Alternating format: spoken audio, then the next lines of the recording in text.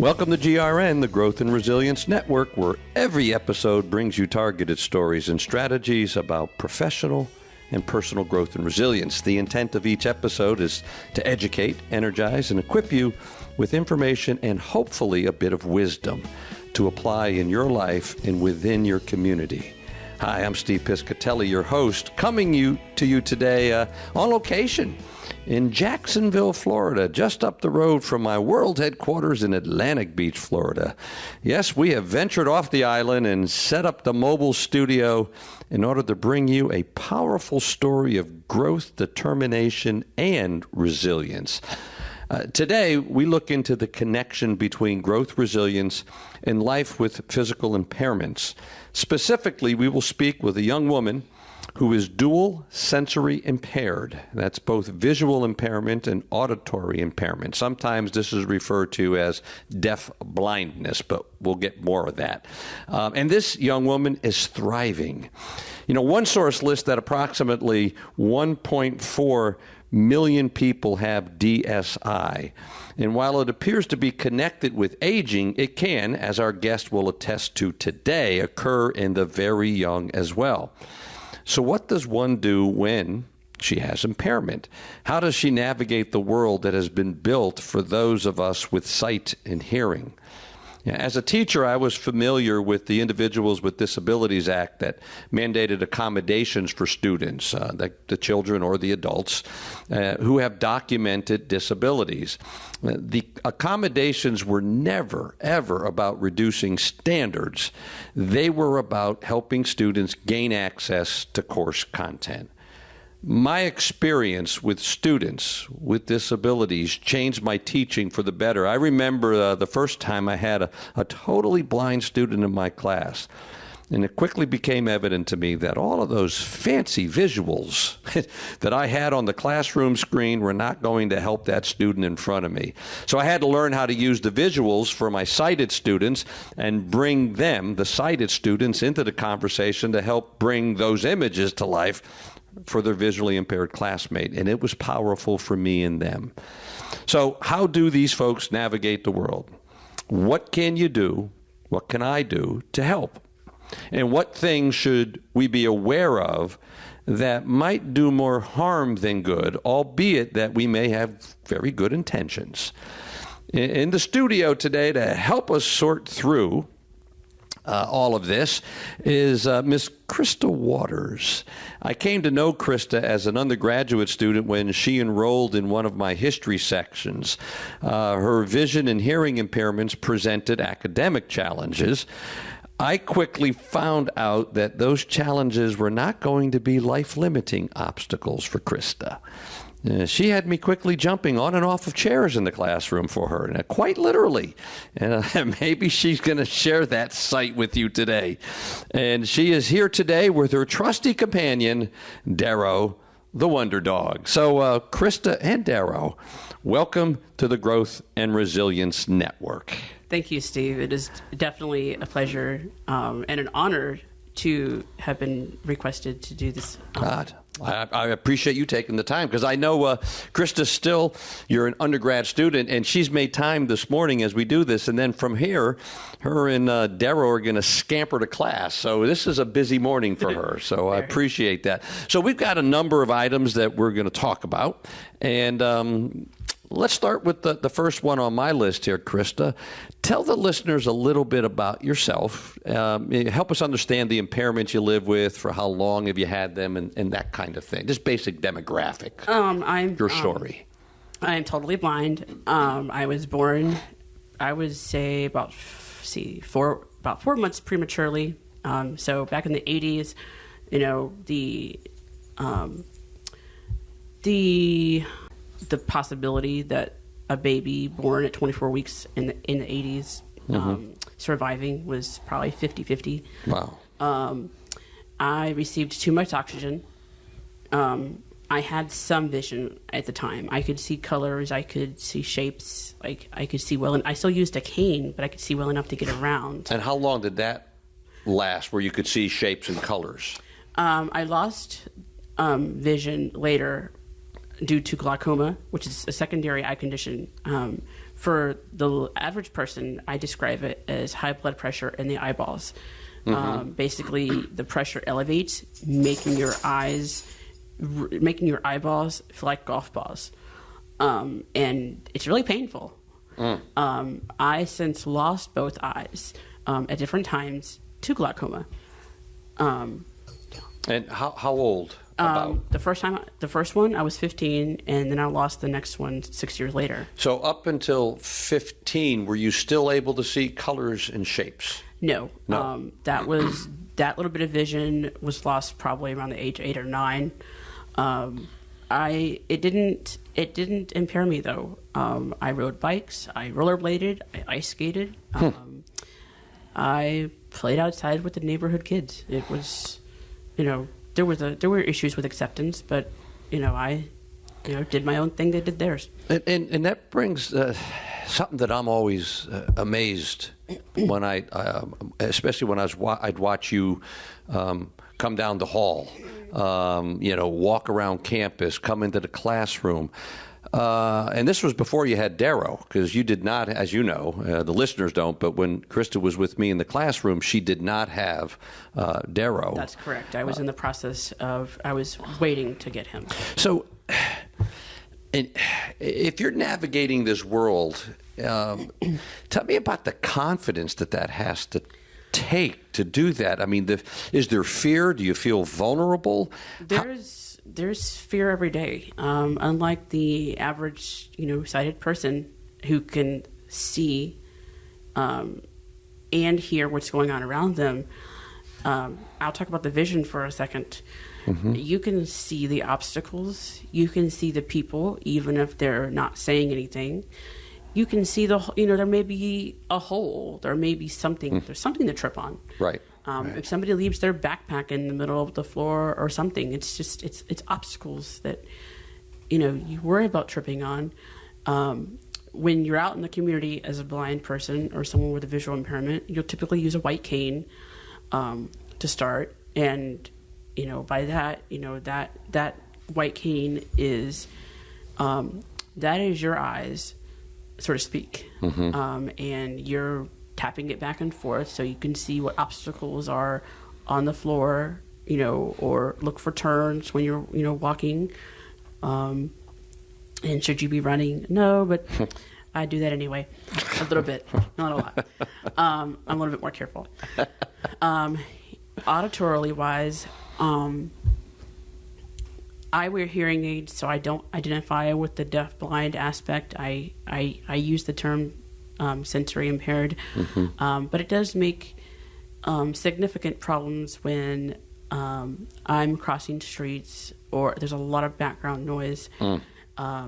It does come into play when I have normal speech. So if I tell somebody I can't hear you, or in some cases I can hear you, but I don't know what you're saying, they don't quite understand because they're thinking, well, if you're saying you're hearing impaired or you're deaf, then you can't talk. Well, that's not true. Losing hearing later, which was my case, I lost it or started losing it in middle school. So I already had formed speech. Well, and then there's also from what I've learned over the years, and you'll correct me if I'm speaking inaccurately here. The idea that you have hearing aids, some folks just think, well, I'll just talk louder. And sometimes... Please don't do that. The volume is worse, right? Yeah, I just had them adjusted a couple of days ago, and you don't get to pick and choose. You don't get to amplify what you want. You get to amplify everything. That's a great point. Sometimes the public at large thinks, if they talk to you and you don't acknowledge them, that's the biggest issue for me, because I may not, and granted, it's hard for you to know, I may not acknowledge you for two reasons. A, I didn't hear you, or B, I'm a little nervous and can't respond. So it's hard introducing yourself and saying who you are. in addressing me by name is helpful, because if you just start talking, I won't know if you're talking to me, and Right. I'm not going to say a word. Yeah. Yeah. For college, the college experience, what were, if you had to pick like maybe this list of the top 2 or 3 challenges, are there any challenges in college that are different from the challenges you face in day-to-day life? I think it's similar. I would think the top 3 challenges that I deal with in college for myself are accessibility to materials, meaning, technology and, making things, accessible to somebody who can't see them. Because bright colored little pictures and things like that don't help. And you mentioned that as this. I remember somebody in the Disability Services Office taking my textbook, our textbook, the class textbook, and either she read it or she put it into, was it JAWS? Is that correct? Somehow you're able to put it in so the computer can read it. She actually scanned it into the computer using a scanner. And then I was able to read it as a text file. Is that how does that work? I mean, is that accurate? Does that help? Or that does help. I mean, there's still issues when it comes to scanning because it's not perfect. But I mean, it helps. It helps. It provides accessibility. It provides me a way to read the text. PowerPoints are another one. I like the PowerPoints that have plenty of audio and video, although. In truth, if the professor does a wonderful job at remembering to describe videos that have no commentary, that's just fine. Yeah. Why don't we just talk just a little bit about that visual I implanted in the listeners' minds of me jumping up and down and off of chairs. Why was I doing that in the classroom? Okay, true story. Professor Piscitelli, Steve, he taught an American history class. It was the 1865 to present. So you're talking about Abraham Lincoln, you're talking about World War II and the Cold War and things like that. Right. And a lot of the videos that he showed were they're really old videos, so the recording quality was not as good as this is going to be. So turning up the video wasn't going to be an option. Probably would have just killed everybody else's ears, including mine. Along with my hearing aids, I utilize a Bluetooth device, which is a 2-part piece. One part is a neck loop that I wear around my neck, and the other part is a mic that I give to every professor at the beginning of each class. So the mic, they wear it clipped to their shirt, and it transmits between that and the Bluetooth device into both of my ears. So the professor's voice goes directly into my ears. And the speaker, we were trying to figure out ways so that I could actually hear the video. Standing up next to it wasn't helpful. So we actually figured out 2 things. We figured out, A, that if he hung the mic from the speaker, which unfortunately happened to be really high up. It was close to the ceiling. Yeah. So Steve decided, well, I'll just climb up on the chair and hang it up there, which that worked. It worked. It was amazing. There was a huge difference. But we also utilized a few other pieces of technology, which my classmates were quite amazed at. I have a note taker in the classroom. So this note taker, she typed on my laptop, and I had another device which was called a Braille note. It's basically a handheld portable note taker that's a refreshable Braille display. So when you type on it, you can read what you're typing in Braille. Well, I could connect that device to the laptop, so the note taker could type. I could read what she's typing as she's typing it and type back. This actually helped for anxiety purposes too, because I could type what I was thinking, and then it allowed me to stay grounded, especially when Steve really wanted me to talk. and that was a fear that you had. It was every semester. One of the things that I've always done, and nobody told me to do this, it was just automatic for me, is about a month before the next term starts, I meet with each of my professors if they are willing and able. And I want to get to know them. I want them to get to know me. I don't want them to know me as somebody with a disability. Yes, you'll get the accommodation memo, but that doesn't allow you to know me as an individual. You didn't want that to define Krista. No. So I meet with them. I find out what their expectations are, get an idea of how they run their classroom, explain to them my needs, and we figure out how we can work together to make the classroom as conducive and accessible as possible. And I explained to him that at the time when I signed up for his class, I was going to go into teaching. I had completed most of my prereqs for teaching. And I said, in order for me to go into teaching, I have to be able to talk in front of people. And so most professors, your average professor, if they see that you don't want to talk, they're not going to do anything. They're just going to ignore you and go on their merry way. For me, that wasn't helpful. It didn't help that the professor took that stance. Steve wasn't going to take that stance. He nudged me ever so gently and even waited. He was patient, and I think that was what made it possible for me to start talking in the classroom, is that he was patient. He commanded respect from the other students, because I think for me too, that if the students were still trying to talk as I was talking, that made me not want to talk too. So, which leads into,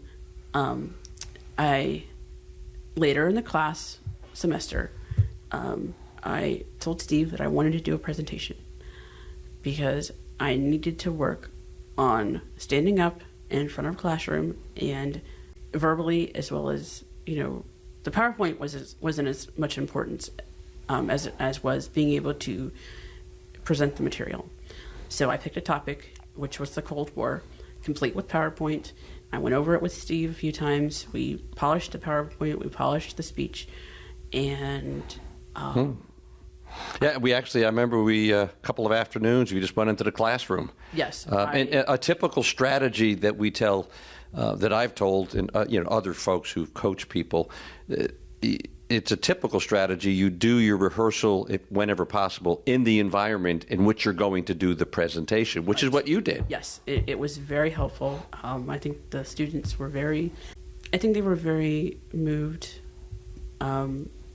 Even having a student at the end of the term actually come up to me and thank me for indirectly helping her overcome her own issues. Yeah, and that's important, Krista, too. I think you served as an inspiration for folks.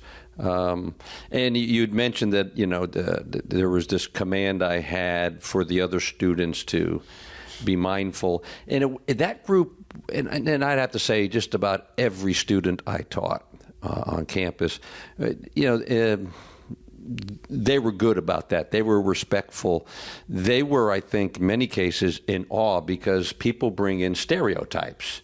Oh, this is a blind student, that she can't do anything but sit there and just have somebody take notes. Well, that wasn't the case in Krista's situation. And I think you need to, for people listening to this, whether you are impaired, whether you have a disability, a challenge or not, I think one of the things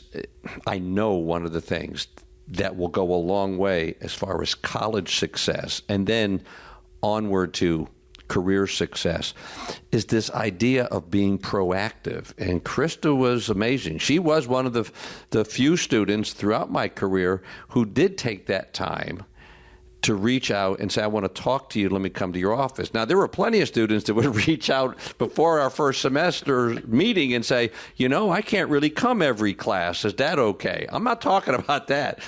Krista was coming in saying, I don't want special, I'm not looking for special treatment. We know there are going to be accommodations. What I want to know is what's the best way for me to excel in your class, not to skate in your class. No. And anybody that had me as an instructor knew that you weren't going to skate anyways. No. And Krista has a wonderful sense of humor, so that made things. We always joked. We laughed every class period. It's the only way. It's so I'm going to be honest. Sometimes dealing and living with both of my impairments can be extremely frustrating. But if you don't find the humor somewhere, then you're basically nothing. I knew Steve's class was going to be a challenge. It was a lot of reading. It was there was not really a lot of exam type stuff, but there was a lot of quizzes. And the one thing that helped me was to be able to go over and be like, hey, I got these questions wrong. Help me to understand why. And not all of your professors will do that, but it never hurt to ask anyway. Right. Well, and that takes us to another topic. You said that sometimes it's it's challenging. Not can be. It is challenging dealing with both of the impairments. So let's get to the idea of this resilience, this ability to adapt, to spring back, to maintain your grit and determination, rather than curl up in a ball and just say, that's it, I can't do this. How do you have strategies for maintaining resilience? Is there anything that we could take away as a lesson? I would say find anything that works for you. For me, I am more of an animal person than I am a person. I like people, but I don't want to be surrounded by them 24/7. Yes, I'm saying it publicly. My dogs are my lifeline. I have a pet dog who has been my loyal companion for the last 8 years or so. She's 14. But not a service dog or a guide dog? No. Darrow has made things, while dealing with the public sometimes can be frustrating, Darrow has opened up my world in such a huge capacity. Just, I've been told by many people that I walk so much more confidently with him, and I'm not as nervous when I'm walking unless I think he's not paying attention. Then I'm a little more cautious. In the classroom, to know that he is paying attention and able to make more lasting connections with individuals in my classroom settings is just awesome. Mm-hmm. A little line like, hey, I need assistance, for some people is really, really hard to say. And I'm one of those people. Darrow has taught me to use my voice, because sometimes with him, I don't have a free hand and I have to use my voice, to give praise, to correct, to whatever it is. And I'm able to transfer this on, to be more forthcoming with people. Mm-hmm. So the dog, the companionship has helped with your resilience. Yes. What else do you do? Do you meditate? Do you what do you do to bounce back? I decompress every night. I go home and I actually own this T-shirt thanks to an awesome person named Molly. I watch the Golden Girls at night. And yes, I identify with Dorothy because actually it's a tie between Dorothy and Sophia, because I can be I can have a rather sarcastic thought process. And Rose and Blanche just don't their personalities just don't fit me. So I watch TV. For those of you who are wondering, I don't listen. Well, I'm not totally politically correct, but I am a little bit. You don't walk up to a blind person and say, "What did you listen to on TV last night?" Just don't do that. Just don't. I watch the Golden Girls. I Love Lucy. The shows today, the comedy today, just doesn't do it for me. I can disappear into the TV show and, just, there's a Golden Girls restaurant opening up in New York City that I want to go to eventually before I die. Mm-hmm. And that gives me solace. That gives me seeing, watching them go through their different struggles and On that show, they were able to talk about a lot of different things that you weren't able to talk about on TV: suicide, drug abuse, AIDS, and it was like. Well, let's in our time remaining, look at a couple of things that you just brought out that we can go in a direction here. We've got so much we can cover. The idea, like you said, don't say that to me. The idea, did you listen? You're saying, no, you watched. So the terminology is important to you. It is.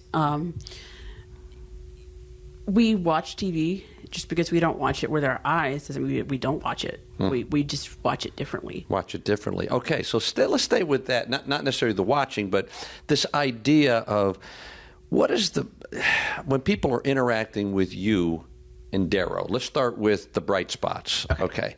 So what would be, say, 2 or 3 very positive things that somebody's who doesn't really know Krista, but obviously sees you, sees Darrow, realizes that there is some disability, some impairment, some challenge. Okay, what are 2 or 3 things that a person can do that would be helpful?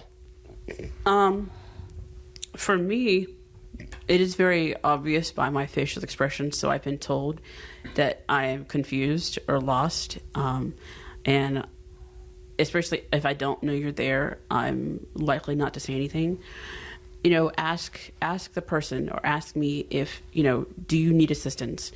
Simple as that. Simple as that. Wait for the response. Just don't jump into it and grab somebody. Please don't grab the blind person's cane. Most of all, do not grab the guide dog's harness. That will land you somewhere you don't want to be. Speak directly to the person. Walk up to the person. If you don't know their name, tap their shoulder. And that's okay. At least for Krista, that's okay. For me, yes. Yeah. Okay. So I've got your attention. I see that maybe you're confused. I don't know you. Excuse me, ma'am. Can I help?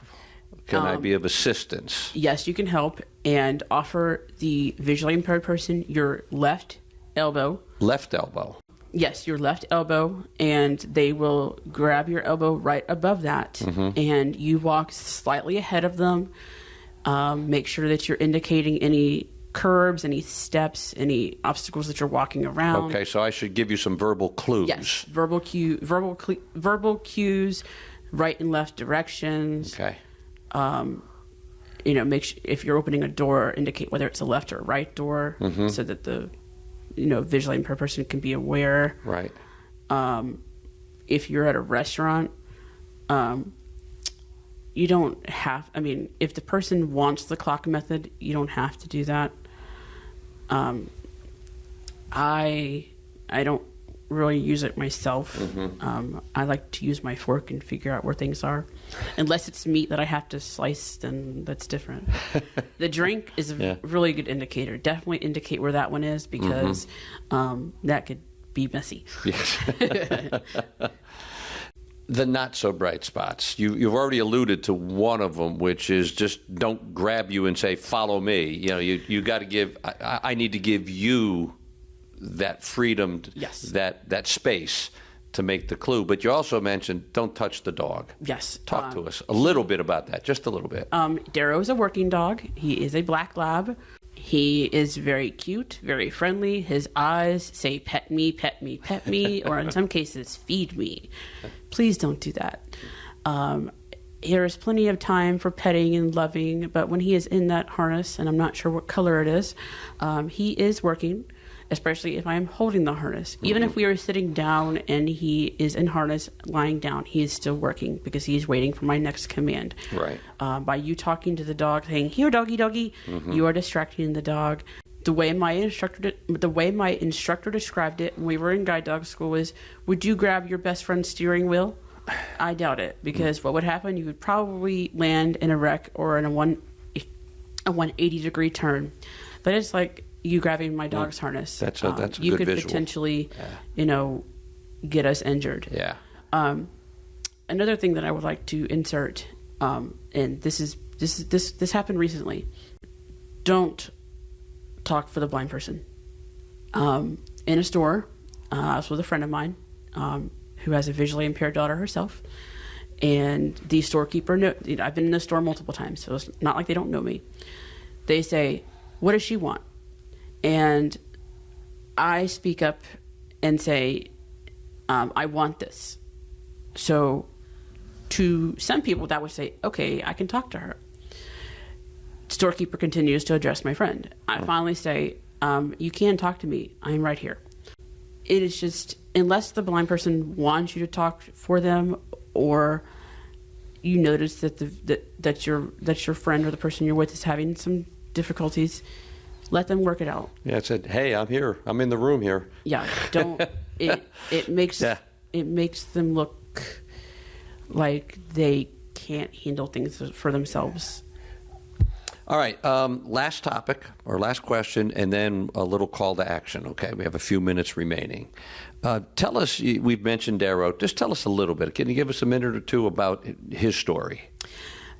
He was born in Yorktown Heights, New York on January 19th, 2014, so that makes him about 2.5. He was raised in Connecticut.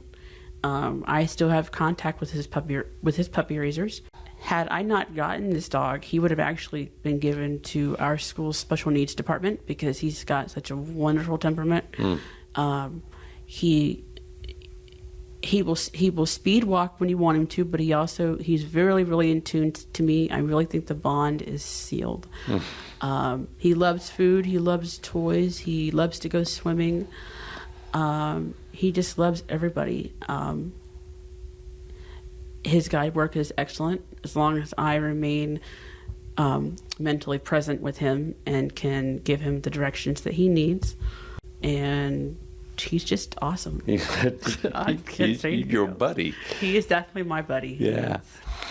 All right. This is, I tell you what, this is powerful and instructive. And I know we in using terms impairment, disabilities, challenges, some people like one or the other. Some people don't like any of them. Some people use them interchangeably.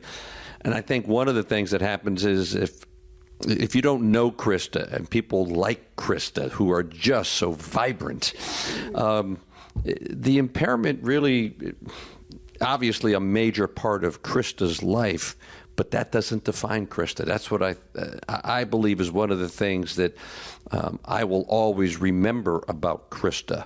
What defined her was her sense of humor, is her work ethic, is her proactivity, is her confidence, is her, and I say this in a good way, it was never arrogant, but sometimes she could be in your face, but in a very good way. And she'd do it with a big smile.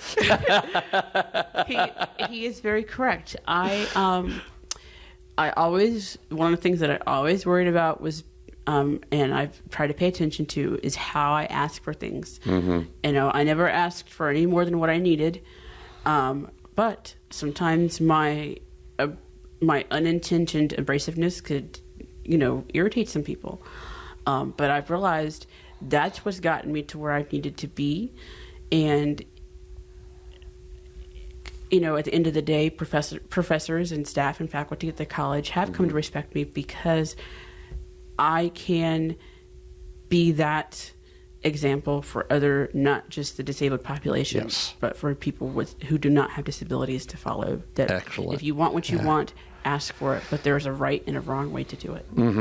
And that leads us to just the final, like a kind of a lightning round on 3 questions.